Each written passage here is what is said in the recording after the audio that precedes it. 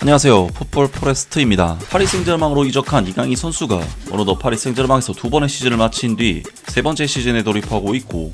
이강인 선수는 주전 경쟁에서 밀린 듯한 모습을 보이고 있지만 최근 들어서는 좋은 활약으로 다시금 가능성을 보여주고 있는 상황인데, 이강인 선수는 최근 들어 급격하게 폼을 끌어올리면서 파리 생제르맹 팀 내 에이스급 활약으로 크게 성장폭을 보여주고 있고, 오늘 새벽에 있었던 경기에서는 파리 생제르맹이 피파 대회에서 우승을 차지해 세계 챔피언 자리에 오르게 되면서 파리 생제르맹 이적 이후 무려 10번째 우승을 달성하게 되었다는 정말 미친 소식이 전해졌습니다. 이번에 파리 생제르맹이 경기를 치르는 대회는 피파 인터컨티넨탈컵 대회로서, 사실 피파 클럽 월드컵이 최근에 새롭게 개편이 되면서 32개 팀 체제로 확장이 되긴 했지만, 원래 피파 클럽 월드컵은 각 대륙별 챔피언스리그 우승팀들과 개최국 우승팀이 참여를 해서 치르는 초단기 대회였고, 피파 클럽 월드컵이 사실상 새롭게 신설됨에 따라 피파에서는 기존의 월드컵을 인터컨티넨탈컵이라는 이름으로 새롭게 만들면서 유지를 시켰는데요. 피파 인터컨티넨탈컵은 유럽의 챔피언은 자동으로 결승전 시드를 받기 때문에 파리 생제르맹은 결승전에서 기다리고 있었는데, 남미 챔피언인 플라멩고가 아프리카 챔피언인 피라미드 FC를 격파하고 결승전에 진출하면서 이번 피파 인터컨티넨탈컵 결승전은 파리 생제르맹과 플라멩고의 맞대결이 성사가 되었고, 이번 경기는 파리 생제르맹에게는 어쨌든 새로운 우승 트로피를 거머쥘 수 있는 중요한 경기라고 할 수가 있었습니다. 이번 경기에서 파리 생제르맹이 상대한 플라멩고는 브라질의 전통적인 명문 구단이자 강팀으로서 남미 챔피언스 리그인 콘메볼 리베르타도레스를 우승한 팀이자 현재 브라질 세리에 A에서도 리그 1위를 달리고 있는 절대적인 남미의 강팀인데, 플라멩고는 여름에 있었던 클럽 월드컵에서도 첼시를 격파하는 등 유럽 강팀들을 상대로도 위협적인 실력을 보여줬었기 때문에 파리 생제르맹에게 이번 경기는 결코 쉽지 않은 경기라고 할 수가 있었습니다. 이강인 선수의 경우 이번 시즌 파리 생제르맹에서 UEFA 챔피언스리그와 UEFA 슈퍼컵, 피파 클럽 월드컵 등 각종 중요 대회에서는 선발 기회를 받지 못했었지만, 이번 경기에서 파리 생제르맹의 루이스 엔리케 감독은 마트베이 사포노프 골키퍼, 오렌자일의 메리,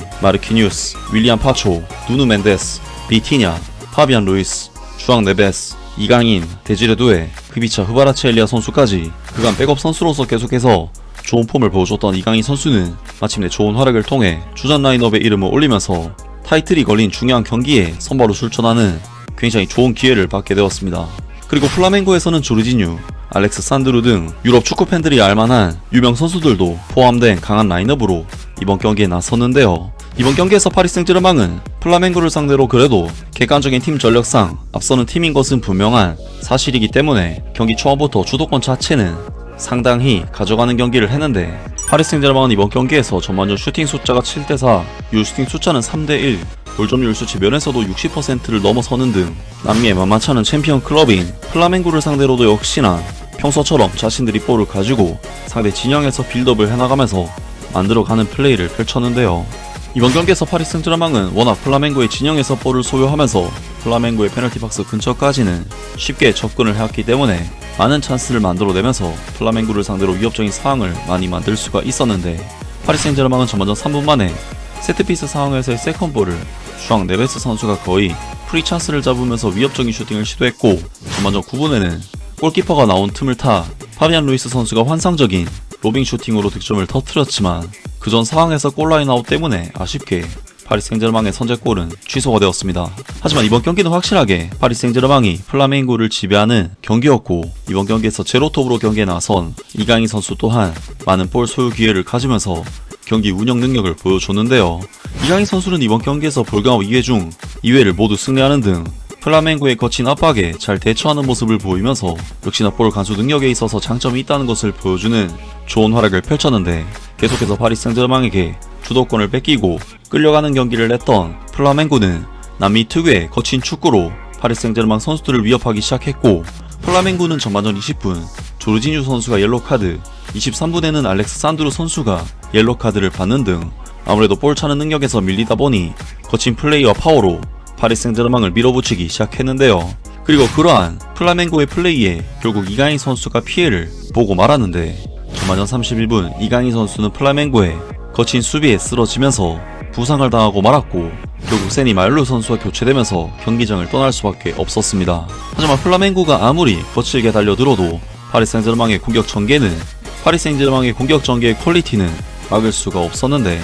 결국 전반전 37분 파리 생제르맹은 데지레 투에 선수가 시도한 땅볼 크로스를 크바라첼리아 선수가 마무리를 지었고 파리 생제르맹은 플라멩고와의 이번 경기를 1대0이라는 굉장히 순조로운 상황에서 전반전을 마치면서 후반전에 돌입하게 됩니다. 하지만 파리 생제르맹은 후반전 플라멩고의 엄청난 공세에 위기에 빠지면서 수많은 찬스를 내주게 되고 결국 PK로 조르지뉴 선수에게 동점골을 내주면서 후반전을 1대1로 마치게 되는데, 파리 생제르맹은 연장전에서도 승부를 내지 못하면서 승부차기까지 경기를 끌고 갔고 결국 파리 생제르맹은 승부차기에서 상대의 PK를 수차례 막아낸 사포노프 골키퍼의 엄청난 활약에 힘입어 플라멩고를 간신히 꺾고 피파 인터컨티넨탈컵에서 우승을 차지하는 데 성공했습니다. 그리고 이번 시즌에도 이강인 선수의 엄청난 유관력은 또다시 발동이 되고 있는데, 이강인 선수는 2023-24 시즌 파리 생제르맹에서의 첫 번째 시즌에 이미 프랑스 리강 우승,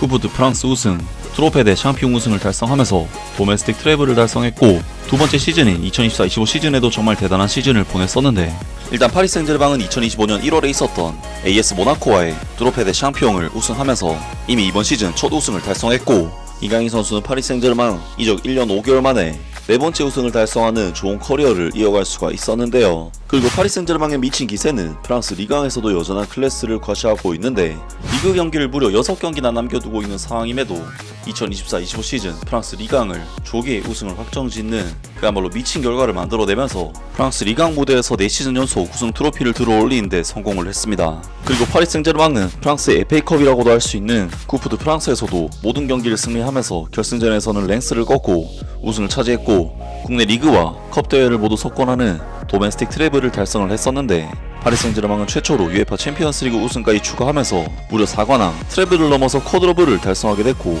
이강인 선수는 그 주역으로서 함께하지 못했지만 파리 생제르맹의 일원으로서 구단 역사상 최고 업적을 누리게 되었는데요. 그리고 파리 생제르맹은 클럽 월드컵 결승전에서 첼시에게 패배하면서 세계 챔피언 자리에 오르지는 못했었지만 이번 피파 인터컨티넨탈컵 우승으로 또 다른 대회에서 세계 챔피언 자리에 오르게 되었습니다. 그리고 이강인 선수는 이제 만 24세에 불과한 굉장히 젊은 선수인데 벌써부터 우승을 밥 먹듯이 하는 것이 정말 놀랍고 역대 한국 유로파 선수 중에서 가장 빠른 페이스의 우승 행보가 아닐까 싶은데요. 물론 박지성 선수가 한국 유로파 중에서 가장 화려한 클럽 커리어를 지니고 있지만 동나이인 만 24세 때와 비교하면 이강인 선수가 박지성 선수보다도 압도적인 페이스를 달리고 있다고 할 수가 있고, 아직 10년 이상 더 뛸 수 있는 선수인 만큼 트로피가 쏟아지는 커리어를 이강인 선수가 보내게 되지 않을까 싶은데요. 우승이라는 것이 정말 프로 선수로서 결코 쉬운 일이 아니기 때문에 정말 대단하다는 생각이 들고, 아직도 만 23세에 불과한 이강인 선수의 커리어가 앞으로도 계속해서 풍성해지기를 응원하겠습니다. 아무튼 이번 영상은 여기까지고요. 저는 다음 영상으로 바로 찾아뵙겠습니다.